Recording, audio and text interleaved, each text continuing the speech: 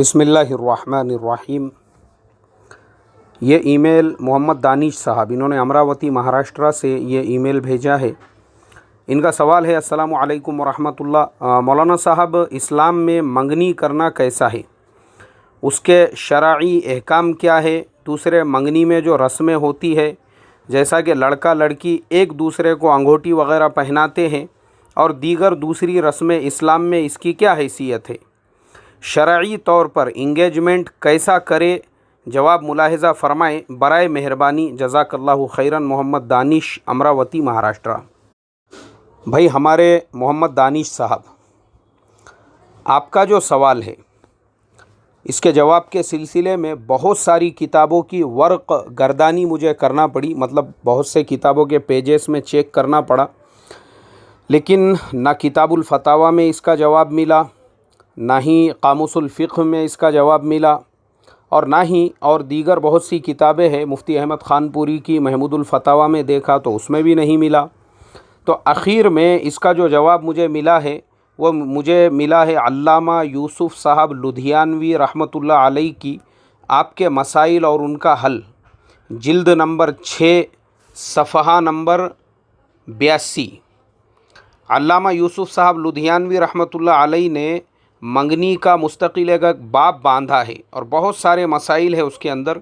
तो सबसे पहला जो सवाल है उसी सवाल के जवाब में अल्लामा यूसुफ़ साहब लुधियानवी रहमतुल्लाह अलैह ने लिखा है कि मंगनी रिश्ता मांगने को, यानी जो रिश्ता मांगा जाता है उस मांगने को, रिश्ता मांगने को मंगनी कहते हैं। इसका सबूत, यानी रिश्ता मांगना किसी की बहन का, किसी की बेटी का, ये तो अहादीस से साबित है, लेकिन इसमें जो रस्में हमारे यहाँ पर की जाती है उनका अहादीस में कहीं पे कोई सबूत नहीं है। तो आपके सवाल का यहाँ पे हमको जवाब मिल गया। अल्लामा यूसुफ़ साहब लुधियानवी रहमतुल्लाह अलैह ने साफ़ लफ्ज़ों में लिख दिया है कि असल में जो रिश्ता मांगा जाता है, जैसे मिसाल के तौर पर किसी की कि आप लड़के हैं, आपको पता चला किसी के यहाँ पर लड़की है और आपके माँ बाप ने आपके लिए वहाँ पे रिश्ता लेकर चले गए और उनके लड़की का जो रिश्ता मांगे, उस मांगने को मंगनी कहते हैं, यानी मांगना।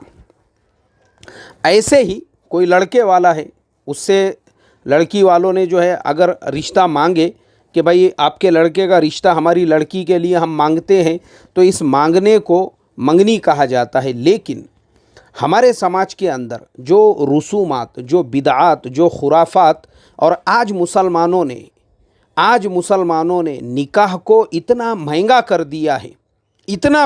दिया है, लड़की देखने से लेकर तो मंगनी तक हज़ारों रुपये खर्च हो जाते हैं। अभी जैसा किसी ने जो है मेरे ऐसे ही मैं कोई सवाल का जवाब दे रहा था तो किसी ने कमेंट के अंदर लिखा, बोले मौलाना ऐसे भी लोग हैं जिनके पूरे टकले हो गए, रिश्ते तलाश करने में टकले हो गए, टकले पूरे, सर पे के पूरे बाल झड़ गए, उनके सफ़ेद हो गए, बहुत सारे उम्रें उनकी जो है क्रॉस हो गई 40-45। बहुत सौ ने इंडिया तो पूरा खंगाल लिए, उसके बाद वो बाहर मुल्कों का भी सफ़र करके आ गए, उसके बावजूद भी उनको लड़की पसंद नहीं आ रही है। तो ये सब क्यों है? ये सिर्फ़ और सिर्फ इस वजह से है कि ज़िंदगियों में दीन नहीं है और हिंदवाना रसूमात ज़िंदगियों के अंदर है। इसीलिए उन हिंदवाना रसूमात के ऊपर अमल करते हुए सबसे पहले तो लड़की देखने में ही और लड़का देखने में ही हमारे यहाँ पे जो फॉर्मेलिटीज़ की जाती है वो सब गैर शरई और गैर इस्लामी होती है, जिसके अंदर जो है 50-50 और 100-100 लोग सिर्फ लड़की देखने के लिए जो जाते हैं, या सिर्फ लड़का देखने के लिए और लड़के के घर बार को पसंद करने के लिए जाते हैं। तो ये सारी रसूमात हिंदुओं के तरीक़ों से हमारे दरमियान आई हुई है। जैसा मैंने अभी पिछले दिनों भी एक सवाल के जवाब में कहा था, चूँकि इंडिया, पाकिस्तान, बांग्लादेश, ये सारे मुल्क जो है ये कन्वर्टेड इस्लाम में आए हुए हैं, तो इसलिए इनके यहाँ पे आपको वो सारी रसूमात मिलेंगी जो हिंदुओं के घरों में हैं, जो बिरादरान वतन के घरों में है, क्योंकि ये भी सब कन्वर्टेड मुसलमान हैं, तो इनके घरों में अभी तक वो इस्लाम आया हुआ नहीं है।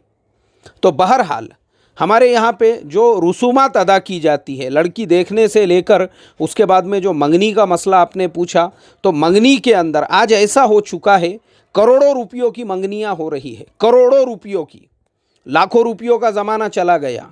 अभी मुझे एक इमाम साहब, मैं एक सफ़र पर था, मराठवाड़े के अंदर एक ज़िले के सफ़र में था, वहाँ पे एक आलिम साहब से मुलाकात हुई, वो बताने लगे कि अभी बोले एक मंगनी में मैं शिरकत के लिए गया था, 6000 लोगों को वहाँ पर दावत दी गई। एरिया के सारे जो है एमएलए को, सारे एमपीज़ को, सारे कॉरपोरेटर्स को, सारे पार्टी के लीडर्स को वहाँ पे बुलाकर उन लोगों की गुलपोशी वहाँ पे की गई, सबके हाथ में नारियल देकर उनको रुमाल वगैरह उड़ाए गए, सिर्फ़ और सिर्फ अपनी झूठी शान बताने के लिए, सिर्फ झूठी शान दिखाने के लिए। तो ये ऐसे जो झूठी शान दिखाने वाले मुसलमान हैं, इन्होंने सत्यानाश मार के रखा हुआ है। इनकी वजह से गरीब की बहन बेटियों के निकाह नहीं हो रहे हैं। अभी रमज़ान के अंदर वो हैदराबाद का एक न्यूज़ चैनल है सच न्यूज़, मैं देखते रहता हूँ उस पर ख़बरें यूट्यूब के ऊपर, उन्होंने बताया कि 2 मुसलमान लड़कियों ने रमज़ान के महीने में सिर्फ इसलिए ख़ुदकुशी कर ली क्योंकि उनके शादियों का मसला हल नहीं हो रहा था। लॉकडाउन की वजह से घर में माँ बाप परेशान थे, उन्होंने देखे माँ बाप की परेशानी, तो वो समझ गए कि हमारे घर में बाप के पास जब खाने के लिए नहीं है, घर चलाने के लिए पैसे नहीं हैं, और उल्टा हमारा एक टेंशन वालिद साहब के जहन के ऊपर है कि बेटियां जो है उनके निकाहों का कैसा होगा, उनकी शादियों का कैसा होगा, उस टेंशन के अंदर वो 2 जवान लड़कियों ने ख़ुदकुशी कर ली। अल्लाह रहम का मामला फरमाए। तो इसके लिए मोहम्मद दानिश साहब, आपने जो सवाल पूछा बहुत सही आपका सवाल है। ये मंगनी करना, ये मंगनी के अंदर जो है ना, जो लेकर जाते हैं थालियाँ भर भर के, एक थाली में खोबरा होता है, एक थाली में खजूर होता है, एक थाली में बादाम होता है, एक थाली में काजू होता है, ये सब मंदिरों का तरीक़ा है।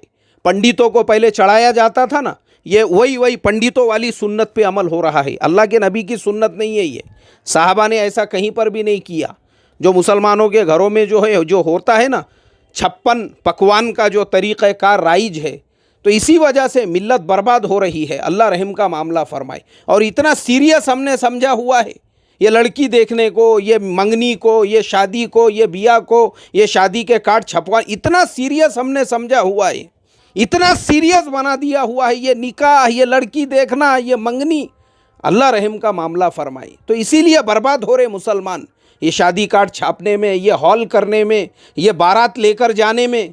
और इसमें जो है ना कंपटीशन चल रहा है, कंपटीशन चल रहा है। अब भी रमज़ान के पहले मैंने गौर किया, एक ही फैमिली के 4 शादियाँ, एक ही फैमिली की 4 शादियाँ, और वो चारों शादियाँ जो है सिर्फ 8-8 और 15-15 दिन के गैप से हुई। एक ही फैमिली की 4 शादियाँ। अगर वो चारों फैमिलीज़ मिलकर अगर ये तय करते कि भाई अपने घर के 4 निकाह है, उसमें लड़के वाले लड़की वाले सब एक दूसरे के रिश्तेदार हैं, अगर वो सब मिलकर ये तय करते कि एक ही जगह पे हम चारों निकाह कर सकते हैं, तो बड़ी आसानी के साथ में वो कर सकते थे। लेकिन उन्होंने ऐसा कोई फ़ैसला नहीं लिया। और क्या हुआ कि 15-15 दिन के गैप से, 8-8 दिन के गैप से जो निकाह हुए, उसके अंदर लाखों रुपये पानी की तरह से उड़ाए गए। लाखों रुपये। आप सोचो, अगर एक एक शादी का बजट 10-10 लाख रुपये भी अगर आप पकड़ोगे, तो 4 शादियों का बजट आपको 40 लाख रुपये निकालना पड़ेगा। अल्लाह रहम का मामला फरमाए। सिर्फ इसलिए क्योंकि हर एक ये चाहता था कि दूसरे को मैं बताऊं कि तुम्हारे से अच्छी शादी हम कर सकते हैं, तुम्हारे से भारी निकाह हम कर सकते हैं, तुम्हारे से आलीशान वलीमा हम कर सकते हैं। अल्लाह रहम का मामला फरमाए। तो इसके लिए मोहम्मद दानिश साहब, ये मंगनी, ये रसूमात, ये गैरों का तरीक़ा, इसके लिए रत्ती बराबर भी इस्लाम के अंदर गुंजाइश नहीं है। अल्लाह ताला से यही दुआ करूँगा, अल्लाह तबारक व ताला मिल्लत इस्लामिया की इन खुराफात से हिफाजत फरमाए, इसलिए कि इन खुराफात के अंदर मुसलमानों के सारे जमातें, सारे तबक़े, सारे ख़यालात, सारे नज़रियात के लोग बराबर के शामिल हैं। सब लोग यहाँ पे बराबर के शामिल है। मुसलमान खाली फ़िरक़ों में, नज़रियात में, ख़यालात में, नमाज और मस्जिद के अंदर बटा हुआ है। बस वहीं लड़ाई झगड़े करेंगे ये, वहाँ पर ही छोटे छोटे मसाइल के ऊपर। बाकी शादी ब्याह के रसूमात आने दो, फिर किसी भी जमात का मानने वाला मुसलमान रहने दो, किसी भी इमाम का मानने वाला रहने दो, किसी भी ख़यालात और नज़रियात का मानने वाला रहने दो, वो फ़ौरन बम्मन बन जाएगा। वहाँ पर फ़ौरन बम्मन बनेगा। फ़ौरन बम्मन बनकर हिंदुआना सारी रसूमात को अदा करेगा। उस वक्त में उसको जो है कुरान हदीस की बातें नहीं याद आएंगी, सुन्नतें नहीं याद आएंगी, बुखारी मुस्लिम नहीं याद आएंगी, कुरान के अहकामात नहीं याद आएंगे, क्योंकि अब तो प्योर बम्मन बन गए हुआ है। वो सारी चीज़ें तो खाली मस्जिद के 4 दीवारी की हद तक थी। अल्लाह रहम का मामला फरमाए। और ये खुराफात से मुसलमानों की हिफाजत फरमाए। अस्सलामु अलैकुम वरहमतुल्लाहि वबरकातुहू।